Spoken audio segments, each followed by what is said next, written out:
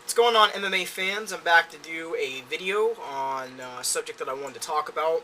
Um, my apologies on not having a Strike Force video up. I had some things come up. Um, that's pretty much all I'm going to say on it because, I'm still going to consistently make videos. If I miss an event, there's good reason behind it. I have been, consistent as of late. And I promised I'd make videos, so it's not going to stop. But regardless of that, let's just talk about what I want to talk about, and then some other discussion points, based off of last night's Strike Force event. But the jab in mixed martial arts, how is this going to really translate and change the landscape of MMA as we know it? We've really seen a progression of this, and, the jab has been prevalent in MMA. I mean, BJ Penn's been one of the biggest guys in the earlier days of mixed martial arts, not only in the UFC, but in MMA in general, that was a real, sticking point to using the jab. We've seen it translate and become more and more evident in guys' game plans. Kenny Florian's used it real well, Georges St. Pierre. Those are just some examples, of specifically the jab. And, the more we start to see it, Miguel Torres, in his fight against Antonio Benuelos, the more we start to see it, the more it's going to become more and more prevalent. And the reason I say that is, there's going to be camps and specific fighters that are going to use this more than other individuals, which I think is a true statement. You see a lot of the guys with Faraz Sahabi, Greg Jackson, they use those type of game plans, and you've really seen the jab come out of those camps primarily. But I think it's a facet of MMA that is going to continually force the sport to grow. And one of the things with boxing, and I'm going to use this comparison because it does compare to MMA in a sense. We go back to the late 20s, early 30s when boxing was first, getting big, and really the sweet science of boxing had not fully evolved yet. And we, fast forward now to 2010, 2011, and now you're seeing guys like, Floyd Mayweather put together some of the most beautiful techniques in boxing with the defensive posture that he uses.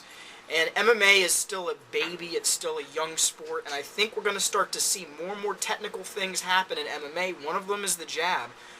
Guys are going to have to start getting accustomed to having to defend against the jab with the smaller gloves. How are we going to see, the progression of that change? I think we're going to see more head movement, a lot like what Frankie Edgar does. You're going to see guys move around a lot more. I think that's going to be a lot of things that are going to progressively change as more footwork is going to be in play. The jab is going to be in play for guys that don't want to use footwork and are just going to stand there in the pocket and not try to move. They're going to get hit with that. If they don't try to, parry and block, they're going to get hit with that. The jab is a crucial thing that I think that now that we're starting to see more and more of it, it's going to be something that's going to slowly become more and more and more integrated into mixed martial arts.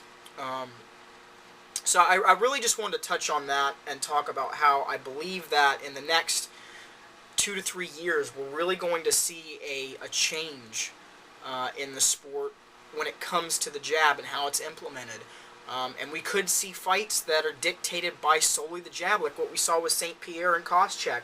Does that mean that it's going to be exciting? I think that's one of the things that, if a newer fan coming into the sport sees that and then they think about boxing when they've watched boxing, it might turn them off.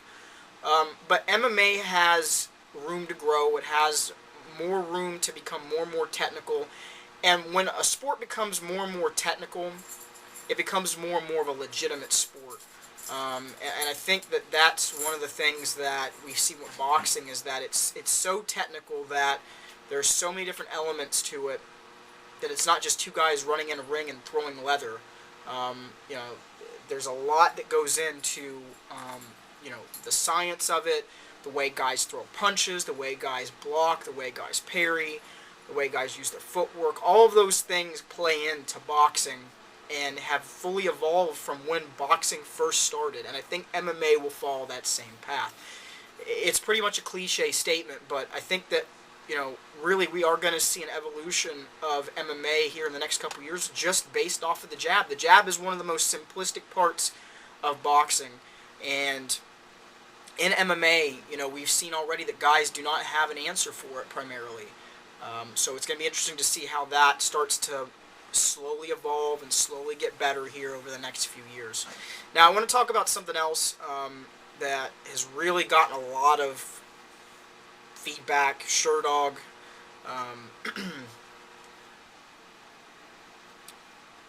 Lost my train of thought.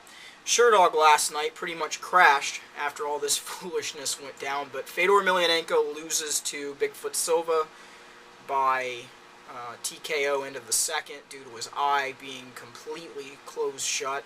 Doctor and Dan Miragliotta both agreed that the fight needed to be stopped, which rarely do you see. I wouldn't say rarely do you see that happen in MMA, but it's, usually both of them at the same time, a consensus on, oh, well, the fight should be stopped. That's pretty bad. You normally don't see that. Anywho, I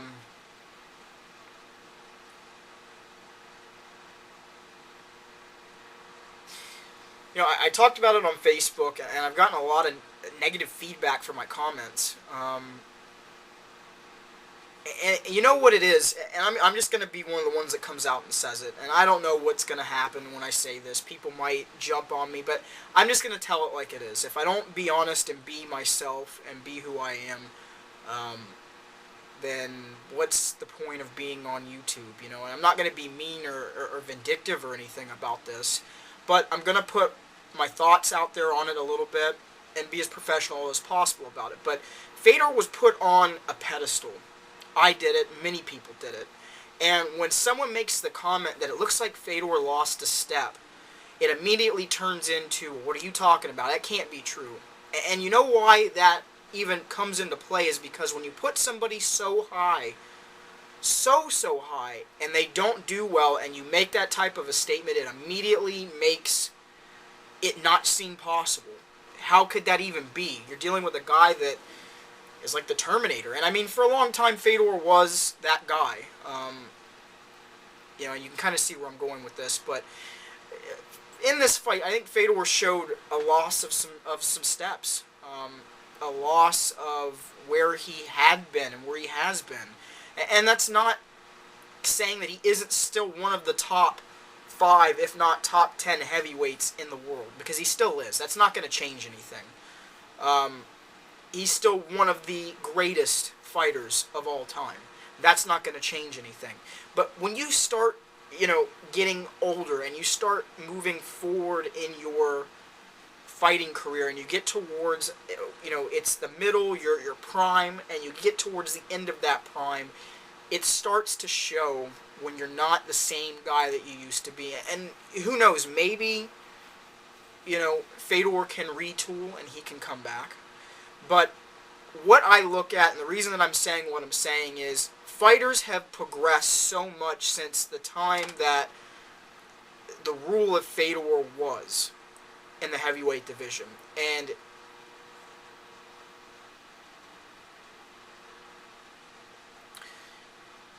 you can only get so much better and get that much better to an extent.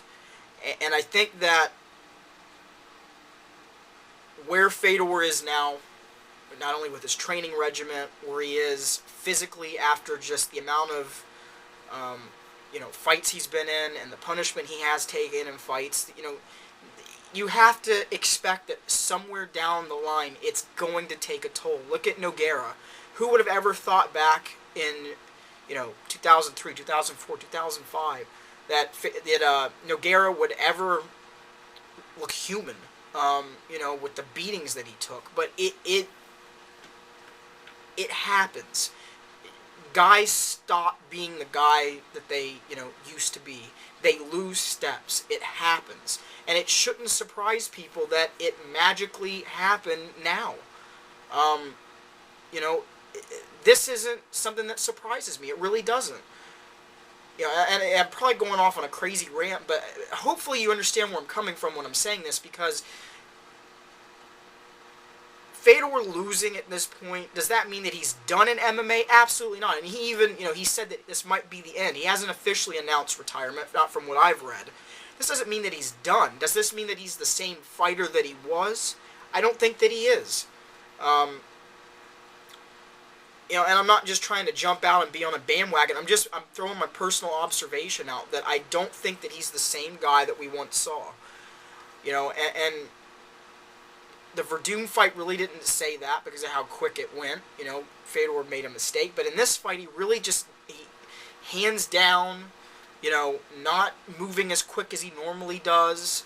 Not getting out of positions as quick or as fluid as he normally does. Just many things that just didn't look right about him in this fight. It kind of just didn't sit well with me and made me go, you know what, is this where he's finally lost that step? And to me, unless I see something differently, I'm going to kind of look at this and go, was there an injury? Did he not train properly? I mean, these are all things we haven't heard yet, and I might be jumping the gun, and this is one of the few times where I might be, but he looked normal. He looked like he normally does at a weigh-in.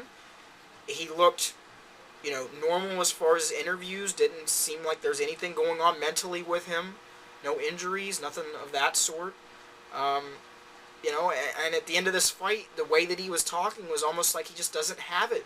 Or that hunger that he once had isn't there anymore when you talk like that. And that's what leads me to believe that maybe this is not the same Fedor that we have seen in the past, the same Fedor that was a destroyer, was a guy that was the comeback kid that could come back from pretty much anything. It just, all these things just add up and they don't equal what you would expect out of a guy that would be back strong, that is who we've seen in the past. When you make those kind of statements, when you look the way that you kind of looked in this fight, those things just kind of all add up. And at least to me, that's how I'm looking at this. So,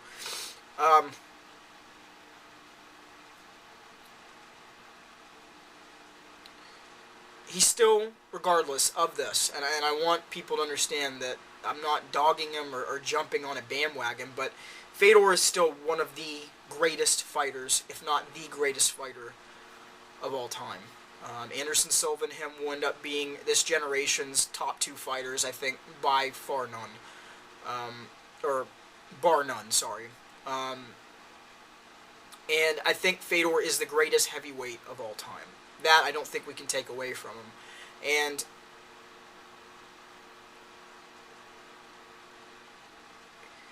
that alone should just go to tell you that this shouldn't surprise or upset people because it happens. Muhammad Ali wasn't going to be eternal and a god forever, nor is Fedor. I mean, it's bound to happen at some point. A guy is bound to not be the same guy that he used to be. And that's why it doesn't bother me. Is it sad to see a guy finally maybe not be the guy that he used to be and maybe walk away from the sport? Absolutely. And,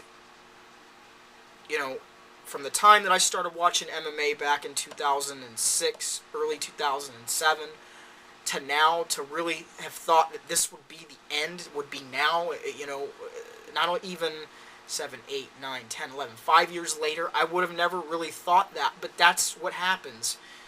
Everything around you changes. Everything around you, just the other day I was talking to my parents, and you have this vision of what your parents are when you were younger, that they were young and fruitful and,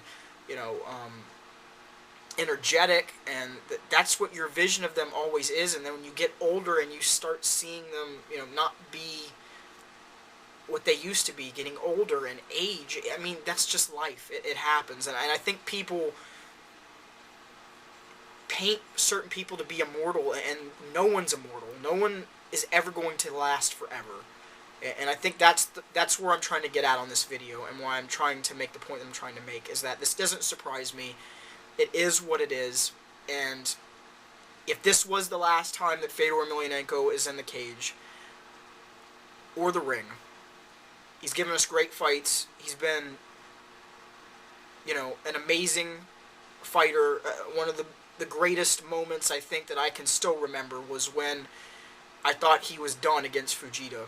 And the fact that he came back in that fight and won that fight, just, that is what has made Fedor who Fedor is. The fact that he could come back from almost anything.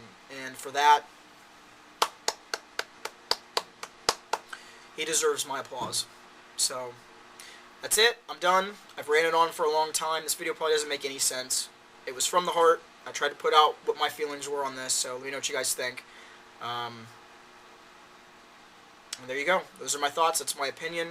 You may have a different one. Everyone's entitled to those. As I always say, that's MMA for you. Leave your thoughts and beliefs down below. You guys take it easy, and I'll be back here soon for another topic video as well as some more MMA predictions. We got some great events coming up, so you guys take it easy.